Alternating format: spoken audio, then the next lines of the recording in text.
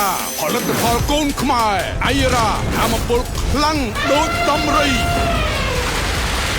នាំមកជូនការប្រគំតន្ត្រីไอรา Energy វិញដោយធម្មពលខ្លាំងកក្រៅអង្គរអារម្មណ៍អ្នកគ្រប់គ្រងរំភើបញាប់ញ័រក្នុងទស្សនីយភាពប្រគំតន្ត្រីដែលមានការច្នៃប្រឌិតថ្មីប្លែកបត់បែនគ្រប់ស្ទាយគ្រប់ទម្រង់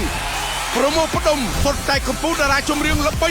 បង្កើតភាពភ្ញាក់ផ្អើលគ្រប់សប្តាហ៍ពុទ្ធធម៌ចិត្តប្រងព្រួលប្រែ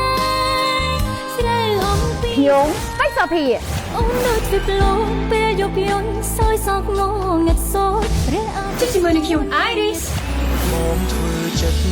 ឲ្យទូលី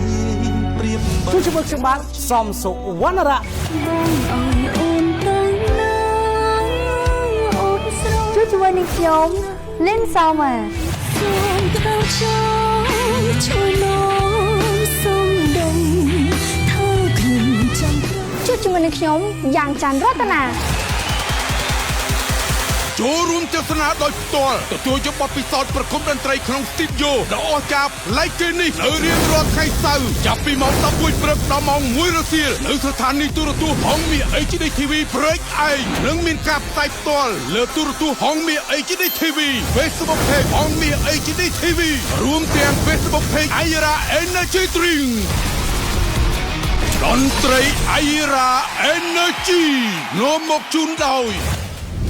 ไอราធម្មពលខ្លាំងដូចដំរីไอราផលិតផលកូនខ្មែរ